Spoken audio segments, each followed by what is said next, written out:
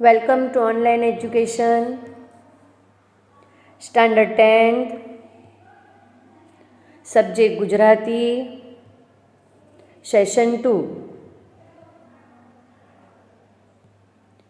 lesson number 18, લઘુ કાવ્ય. Last પીરિયડમાં આપણે જોઈ ગયા કે લઘુ કાવ્યના 3 પ્રકાર છે: દુહા, મુક્તક અને હાઇકુ. દુહાનું સ્વરૂપ 2 લીટીનું હોય છે. દુહાના કવિએ આ 2 પંક્તિ દ્વારા, એટલે કે પહેલી પંક્તિમાં લીમડાનું દ્રષ્ટાંત આપીને કવિ સ્વજનો વચ્ચેનો જે પ્રેમ હોય છે એનું વર્ણન કરે છે. કહે છે કે કડવો હોય લીમડો, પણ તેની છાયા ઠંડક આપનારી હોય છે. એવી જ રીતે 2 ભાઈઓ વચ્ચે જ્યારે બોલવાનો સંબંધ હોતો નથી, છતાં પણ જ્યારે ભાઈને મુસીબત પડે છે ત્યારે બીજો ભાઈ ખરે સમયે ખરે ટાણે આવીને એની મદદ કરે છે, એની પડખે આવીને ઊભો રહે છે. દુહાના બીજા દ્રષ્ટાંતમાં કવિ ઘડાનું ઉદાહરણ આપીને કહે છે કે જે વ્યક્તિ પૂર્ણતા પામે છે, કે જે વ્યક્તિ પાસે જ્ઞાન છે, તે ક્યારેય ઘમંડ કરતો નથી, ફૂલાતો નથી. કારણ કે પૂરેપૂરો પાણી ભરેલો ઘડો ક્યારેય છલકાતો નથી, પણ અધૂરો ઘડો હંમેશા છલકાય છે. મુક્તક એટલે કે મોતી. મોતી કદમાં નાનું હોય છે, પણ તેમાં રહેલા વિચારને લીધે તે કિંમતી હોય છે. અને મુક્તકનું જે સ્વરૂપ હોય છે એ 2 કે 4 પંક્તિનું હોય છે. પહેલા મુક્તક દ્વારા કવિ પોતાની જિંદગી ખુમારીથી કેમ જીવાય તેનું વર્ણન કરે છે. જીવનમાં ગમે તેવી કપરી પરિસ્થિતિમાં પણ હિંમત ન હારવી જોઈએ, એવો ભાવ તેમાં પ્રગટ કરવામાં આવ્યો છે. બીજા મુક્તકમાં માણસ વિશેનો અને અન્ય જીવસૃષ્ટિનો માણસ પ્રત્યે જે અવિશ્વાસનો ભાવ રજૂ થયો છે. મુક્ત થયેલું પંખી માણસને જોઈને ફરી પાંજરામાં પૂરાઈ જાય છે. આ મુક્તકમાં પંખીની વેદના વ્યક્ત થઈ છે. પંખી કે અન્ય જીવસૃષ્ટિને માનવજાત પર વિશ્વાસ નથી. માણસ દંભ કરીને, સદાચારીની બનાવટ કરીને અન્યને પોતાના પક્ષમાં લઈ તેનો લાભ લે છે, કપટ કરે છે, તેને છેતરે છે. એટલે માણસ પોતાના સ્વાર્થ ખાતર, પોતાના મોજ શોખ ખાતર આવા જીવસૃષ્ટિના જે પંખી અને પશુઓ છે એનો લાભ લઈ તેને છેતરવાનું કામ કરે છે. એટલે આ પંખી કે પશુઓને હવે આ મનુષ્ય જાત પર વિશ્વાસ રહ્યો નથી અને તેમના પ્રત્યે અવિશ્વાસની લાગણી વ્યક્ત કરે છે. આગળ હાઇકુ. ફિલિપ સ્ટાનિશા ક્લાર્કનો જન્મ આણંદ જિલ્લાના સામરખામાં થયો હતો. શરૂઆતમાં શિક્ષક, ત્યારબાદ સરકારી અધિકારી તરીકે સેવાઓ આપી છે. ટહુકી રહ્યું ગગન, સૂરથી ગાજે વન, તે પહેલાં તેમના કાવ્ય સંગ્રહ છે. બારી તેમનો લઘુકથા સંગ્રહ છે. રીમ ઝીમ રમતા રમતા રાત પડી, સવારના તડકામાં, તેમના બાળ સાહિત્યના સંગ્રહ છે. મોર્નિંગ વોક તેમનું હાસ્ય વ્યંગનું પુસ્તક છે. હાઇકુ જાપાનીઝ કાવ્ય પ્રકાર છે. તેમાં 5, 7, 5 એમ 17 અક્ષરની 3 પંક્તિ હોય છે. હાઇકુ લઘુ કાવ્ય પ્રકારનો જે ત્રીજો પ્રકાર છે એ હાઇકુ છે. આ હાઇકુ એક જાપાનીઝ કાવ્ય પ્રકાર છે અને આ હાઇકુનું બંધારણ 5, 7, 5 એમ 17 અક્ષરની 3 પંક્તિથી બનેલું છે. આ જે હાઇકુ હોય છે એમાં કુલ 3 પંક્તિ એટલે કે 3 લીટી હોય છે અને આ 3 લીટી મળીને કુલ 17 અક્ષર થાય છે. પહેલી પંક્તિમાં 5 અક્ષર, બીજી પંક્તિમાં 7 અક્ષર અને ત્રીજી પંક્તિમાં 5 અક્ષર એમ આ હાઇકુનું બંધારણ 5, 7, 5 એમ 17 અક્ષરની 3 પંક્તિ હોય છે. એક ચમકારાની જેમ તેમાં ચિત્ર ખડું થતું હોય છે. અહીં આપેલ હાઇકુમાં લીલને કારણે જાણે કે તળાવ પોઢી રહ્યું છે એટલે કે સૂઈ ગયું છે. કશો સંચાર નથી, જીવંતતા નથી, પરંતુ એક પંખી આવીને ચાંચ બોળે છે અને તળાવ જાગી ઉઠે છે. જાણે તેમાં જીવતા આવી જાય છે. આમ તો આ પ્રાકૃતિક ઘટના છે, પરંતુ અસ્તિત્વ કેમ જાગી ઉઠે તેનું આ મધુર ચિત્ર છે.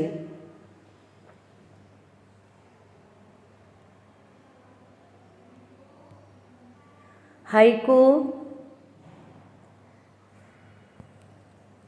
લીલ ઓઢીને પોઢ્યું તળાવ, જાગ્યું પંખીની ચાંચે.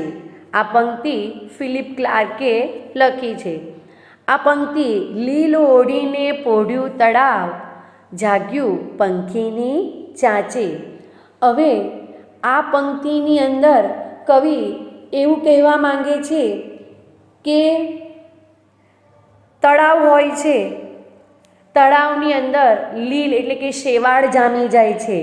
આ શેવાળ જામવાને કારણે આ તળાવ આખું નિર્જીવ બની જાય છે, એકદમ શાંત બની જાય છે.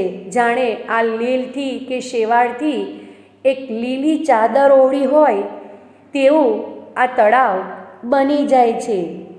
અને અચાનક જ એક પંખી આવી તેમાં ચાંચ મારે છે અને તળાવ જાણે જાગી જાય છે, તળાવ જીવંત બની જાય છે અને તેનામાં જીવંતતા આવી જતું હોય એવું દ્રશ્ય દેખાય છે. એટલે કવિ કહે છે કે તળાવ લીલ ઓઢીને સૂઈ ગયું હતું, પણ અચાનક પંખીની ચાંચે તેને જગાડ્યું. એટલે કે પંખીની ચાંચ મારતા તરત જ તળાવ જાગી ગયું અને તેનામાં સજીવતા આવી ગઈ, આખું ચિત્ર બદલાઈ ગયું. એટલે કવિ આપણને આ એક મધુર ચિત્ર દર્શાવે છે કે આપણા જીવનમાં પણ ક્યારેક આપણા વિચારો શાંત થઈ ગયા હોય છે પણ કદાચ કોઈ એક સારો વિચાર આવી જાય તો આપણા મનના દ્વારો પણ ખુલી જાય છે. એટલે કવિએ પંખીનું ઉદાહરણ આપીને જે નિર્જીવ તળાવ હોય છે એને જીવનદાન એટલે કે જીવંતતા આપી જાય છે. હાઈકુ કવિ ધીરુ પરીખ. ધીરુભાઈ ઈશ્વરલાલ પરીખનો જન્મ વિરમ ગામમાં થયો હતો. ગુજરાત યુનિવર્સિટીમાં ગુજરાતી વિભાગમાં અધ્યક્ષ તરીકે સેવા આપી તેઓ નિવૃત્ત થયા છે. કંટકની ખુશ્બો તેમનો વાર્તા સંગ્રહ છે. ઉઘાડ તેમનો કાવ્ય સંગ્રહ છે. અંગ 25માં છપ્પા શૈલીના 25 કટાક્ષ કાવ્યો છે. આજ્ઞા એમનો હાઈકુ સંગ્રહ છે. રાસયુગમાં પ્રકૃતિ નિરૂપણ એમનો શોધ પ્રબંધ છે. દેશ વિદેશના કવિઓ વિશેનો પરિચય આપતું પુસ્તક પણ તેમણે આપ્યું છે. નિષ્કુળાનંદ પદાવલી 7 મહાકાવ્યો, પંચમહાકાવ્યો તેમના સંપાદન ગ્રંથો છે.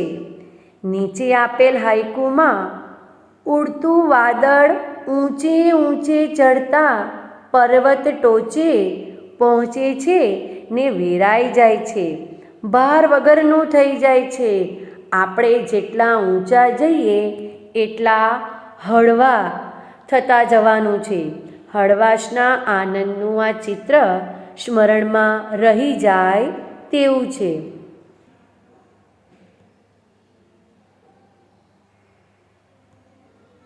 હાઈકુ.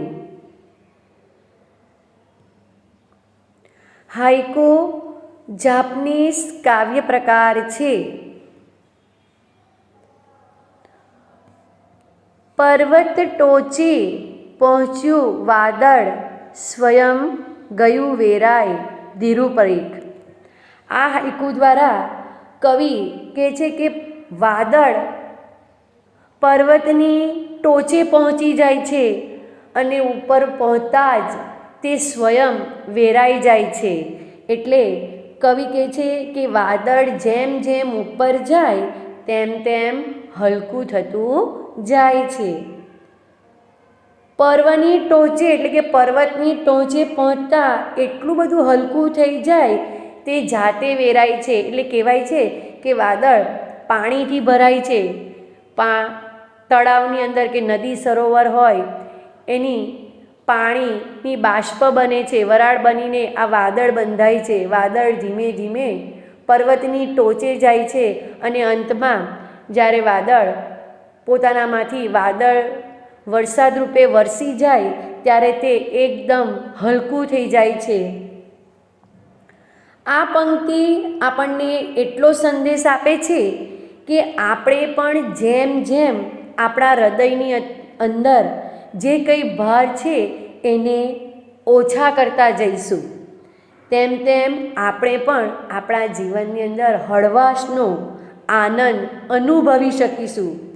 જીવનમાં ઘણી બધી કપરી પરિસ્થિતિઓ આવે, બિનજરૂરી જે બોજ છે ભાર લઈને આપણે દુઃખ ભરેલું વાતાવરણ જે જીવીએ છીએ એ આપણા હૃદયની અંદર રાખવાનું નહીં.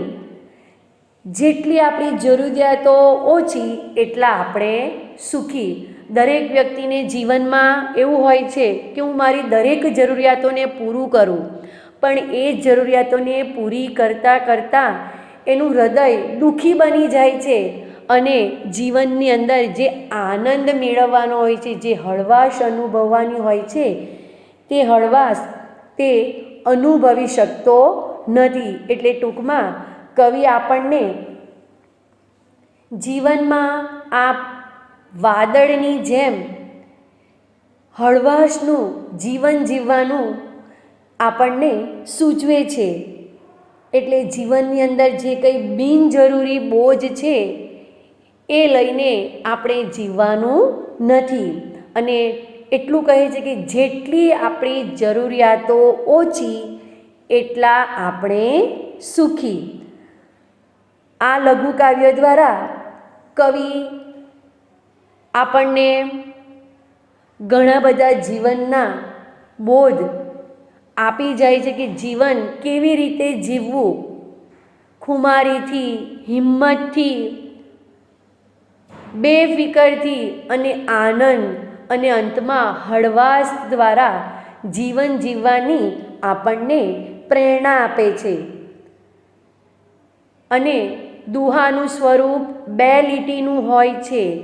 મુક્તક એટલે મોતી, મુક્તકનું સ્વરૂપ 2 કે 4 પંક્તિનું હોય છે. છેલ્લો પ્રકાર હાઇકુ. હાઇકુ એક જાપાનીઝ કાવ્ય પ્રકાર છે અને આ હાઇકુમાં 3 પંક્તિઓ હોય છે. 3 પંક્તિઓ મળીને કુલ 17 અક્ષરો હોય છે. અને હાઇકુનું બંધારણ 5-7-5 એમ 17 અક્ષરથી બનેલું હોય છે અને 3 પંક્તિ દ્વારા તેનું બંધારણ બનેલું હોય છે. એટલે આ લઘુકાવ્યો દ્વારા વ્યક્તિ જીવનને સારી રીતે જીવી શકે છે અને જીવનમાં સારામાં સારો બોધ પ્રાપ્ત કરી શકે છે.